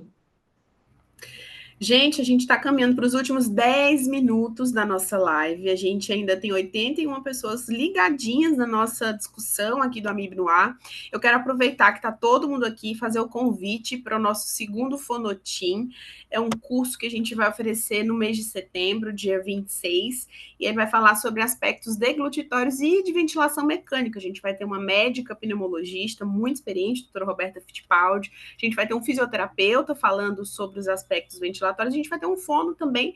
E eu convido todo mundo que está aqui nessa live para que vocês venham assistir com a gente. Vai ser um curso de 3 horas com experts das áreas de físio, fono e medicina intensiva pneumologista. A gente vai falar tudo sobre as técnicas que a gente faz, né? Sobre o que a gente precisa saber e entender sobre mecânica ventilatória e todos esses instrumentos que a gente pode fazer para o paciente disfágico.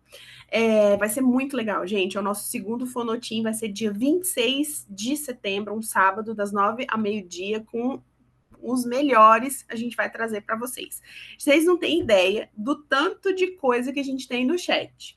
Eu vou ler um pouquinho, senão a gente vai acabar passando do tempo. A Maria Rita Carvalho, ela falou o seguinte: boa noite, meninas. Só acrescentando que podemos e devemos observar sobre o posicionamento de tudo desse bebê, pensando-se na reabilitação / habilitação oral desse paciente, pois muitos passam muito tempo entubados. Que live maravilhosa! Alguém, né, sem nome, colocou assim: boa noite, estou muito feliz com esse webinar, muito enriquecedor. Como vocês e a equipe multi entendem qual o momento ideal e critérios de avaliação da fono?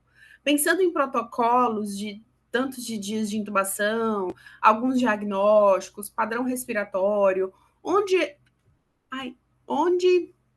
eu trabalho, a equipe médica escolhe os pacientes que são para eu avaliar, não havendo um critério. Eu queria deixar uma pergunta para vocês: mito ou verdade? Bebê cardiopata pode ir ao peito? Claro que sim. Por mim, pode. Isso foi uma dúvida. Por que não? É. Agora, Então, se ele vai conseguir, exato, né? Se vai ser seguro e se ele vai conseguir manter a nutrição exclusivamente no peito, é outros 500, né? Mas a cardiopatia em si não é um fator de exclusão para o aleitamento. a Natália Fonseca, sim, é uma coisa que me incomoda muito também com essa questão do volume, principalmente nos primeiros dias de vida. RNs com 24 horas e uma prescrição de 30 ml. E fez assim, né? A Ana Carolina falou que o filho dela nasceu no CEPAP, não conseguiu sugar no peito, pois machucou muito as mamas, e a maternidade oferecia um copinho cheio e muito rápido a cada 3 horas. A Laura falou que a transição da alimentação por via alternativa para via oral em recém-nascidos prematuros deve ocorrer quando? Ela faz essa pergunta. Daí eu vou deixar o restinho, porque tem muita gente. Vocês não têm noção quanto o pessoal quer muito saber. Então, eu vou deixar essa pergunta da Laura para vocês responderem.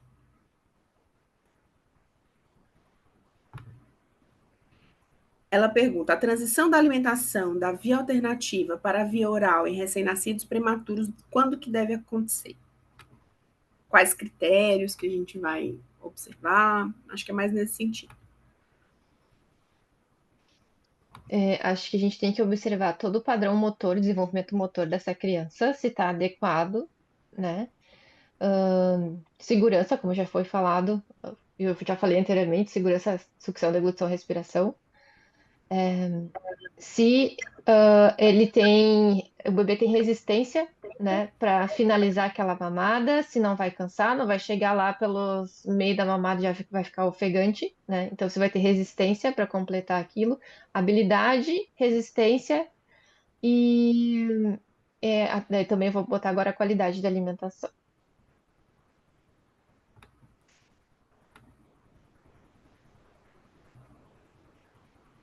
Eu queria responder um pouquinho no começo, né, sobre isso, que eu sei que tem lugares que Uhum. tem uma idade gestacional, mas que a gente precisa considerar tudo isso e a estabilidade clínica.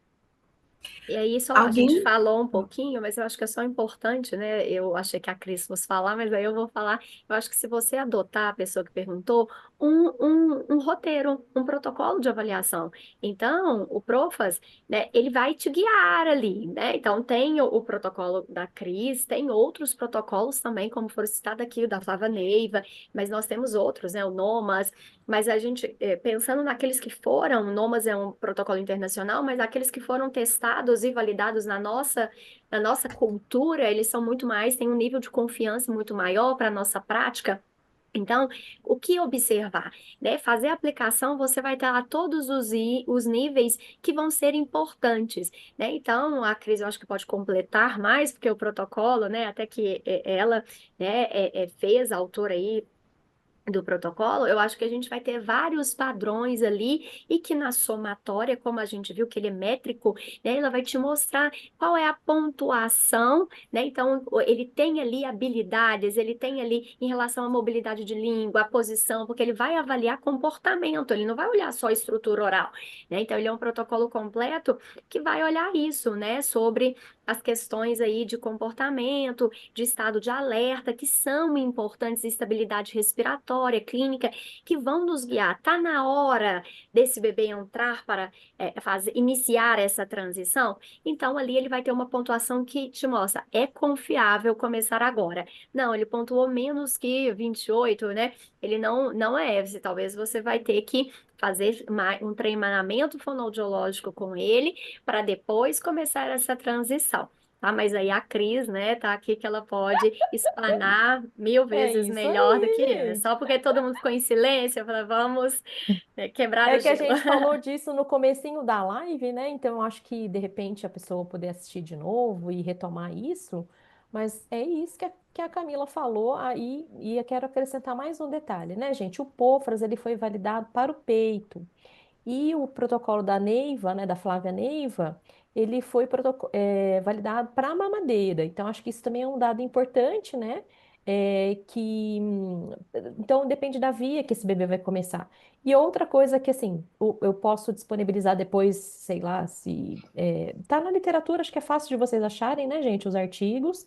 Mas também depois a gente pode disponibilizar, de repente, deixar com a Marta, né, alguns artigos aí para vocês entenderem do que a gente está falando, mas assim, o mais importante de tudo, de vocês pensarem, é que o POFRAS, ou o protocolo da NEIVA, ou o NOMAS, gente, o protocolo não é tudo ou nada. Então, assim, ó, aplicou o protocolo, pá, nossa, o bebê tirou nota máxima, tirou 36 pontos, tira a sonda! Meu Deus, gente, não, tá? O processo de transição, como está falando o nome, transição, o bebê vai transicionar. Então, você não vai tirar a sonda de imediato, né? Você vai fazer um processo com ele. Então, essa questão que a Camila traz, vocês têm sim que organizar os POPs de vocês, né? Que são os procedimentos operacionais padrão, que é você seguir mais ou menos aquele fluxo. Claro que a gente não está deixando de lado a singularidade de ninguém, mas, gente, precisa ter esse fluxo para poder sistematizar o trabalho fonoaudiológico dentro de uma unidade neonatal, de qualquer nível, né? Eu vou fazer uma pergunta minha, Marta. Vamos lá, gente. Vocês não têm noção do quanto a gente tem mensagem, gente. Acho que tem Tem que que ter ter a a live parte 2. 2. É, A Maria Rita perguntou se a gente pode ficar aqui até amanhã. A Natália olha, Fonseca falou assunto tem. maravilhoso, Camila. Muita gente parabenizando a Leidiane, a Ludmila, o Mário Luiz, todo mundo super parabenizando todos pela excelente live, a Maria Carolina, que é a Carol do nosso departamento. Faz logo, hein, Ike? Porque tem Assunto mais tem. pergunta aparecendo aqui. Eu vou fazer a minha pergunta. Hoje a gente pensa muito em qualidade, experiência do paciente, resultados, indicadores, né? A pergunta é: quais instrumentos diagnósticos vocês conseguem mensurar o pré e pós-atendimento, o pré e o pós-alta hospitalar, para que a gente consiga alimentar e mostrar, gerar esses indicadores confiáveis no serviço? Existe algum protocolo diagnóstico, indicador que vocês utilizam? Vou dar um exemplo. No adulto, a gente usa muito a escala FOS, como o paciente entrou, como o paciente saiu, né? Então, a gente mostra isso para a qualidade, né? Como é que foi o antes e depois da fonoaudiologia. Vocês têm essa forma de comparar, de mensurar? A gente utiliza no Moinhos o Achanomes e o PTVO. E também tem o protocolo de avaliação da Fucile e da Chantalau, que agora não vou me lembrar o nome, mas eu uso ele todo dia. É o protocolo de transição, eu acho, da sonda, que a gente faz a avaliação da taxa de transferência e a proficiência daquele paciente. A gente faz isso quando ele iniciou o protocolo, fez os 10 dias de protocolo e daí está apto para fazer o teste de via oral. Daí a gente aplica nesse primeiro dia e o tanto de volume prescrito para aquele paciente, o quanto ele aceitou em 5 minutos, quantos minutos ele levou para aceitar o volume que ele aceitou no fim, se ele aceitou tudo, e daí a gente faz o cálculo por ali pela taxa de transferência e proficiência e vai dar um nível. Ele chega naquele nível e depois a gente reaplica no final, na transição da sonda para via oral. Já está em via oral plena, a gente aplica de novo, para daí fazer o nível 4, que seria a proficiência, taxa de transferência maiores ali. Nesse Então, caso, Bruna, é quando é mamadeira? É quando na mamadeira essa mensuração? sim, como a gente não é o hospital amigo da criança, a gente tem a possibilidade de fazer na mamadeira, tá? A gente tem a milimétrica ali, tem os ml, a gente vai anotando o quanto o paciente aceitou. Esse é um protocolo, daí tem o PTVO e o Achanomes também. Daí o Achanomes a gente usa para paciente maior. Maior não, que eu digo que não é prematuro.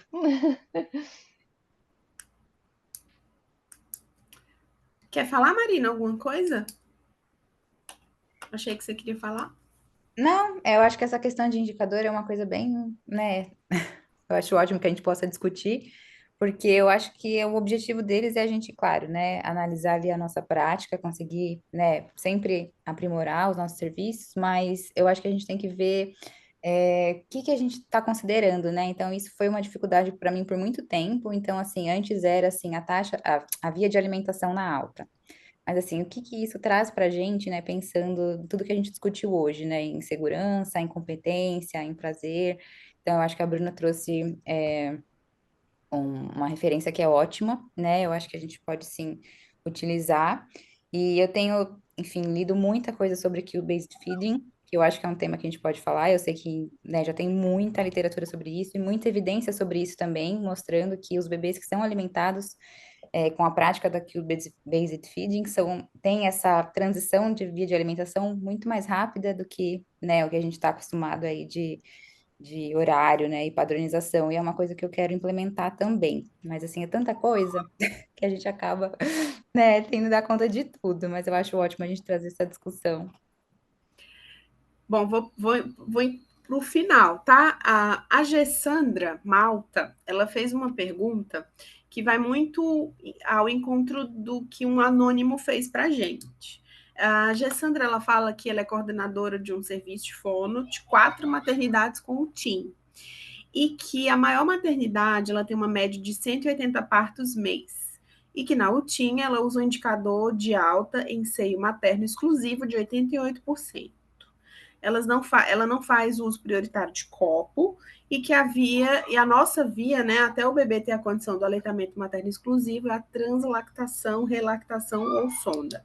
E aí o anônimo fez uma pergunta em relação ao uso do copo. Muitas vezes vemos pacientes termo que apresentam um desconforto respiratório que fica um tempinho no CPAP, logo sai, começa treinamento de sucção.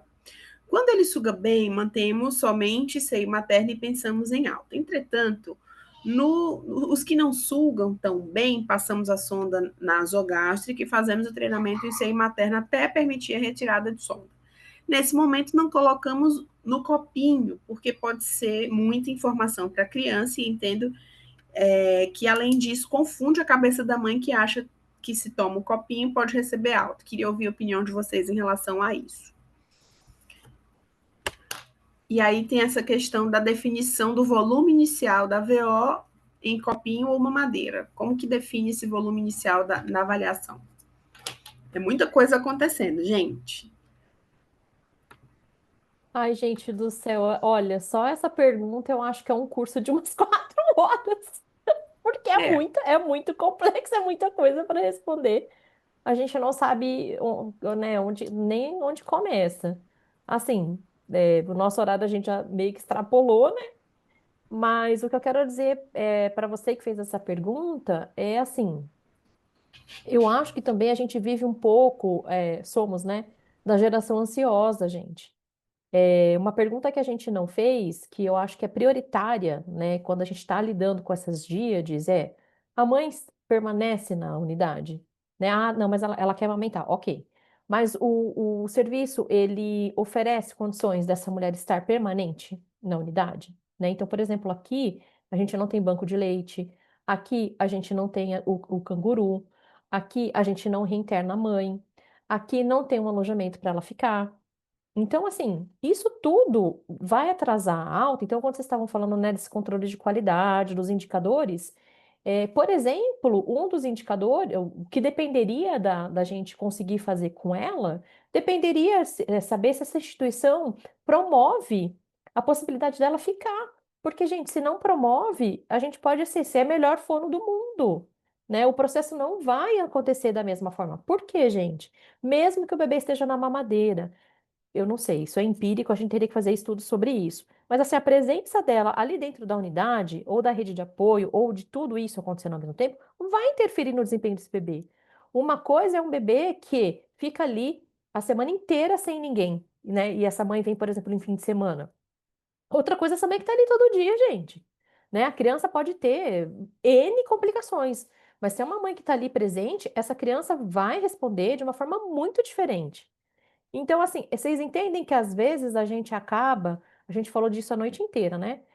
Mas às vezes a gente acaba reduzindo até a nossa própria atuação em coisas que a gente não vai dar conta, e não é por falta de competência, não é por falta da nossa atuação, não é por falta do uso de técnicas científicas, não é por nada disso, mas é porque existem questões que dependem da instituição favorecer a permanência dessa cuidadora dentro da unidade. Eu sei que isso é sensível, né? Mas não estou aqui querendo dizer, apontar dedo para as instituições. Mas acho que a gente também não tem que ficar assumindo tudo para a gente.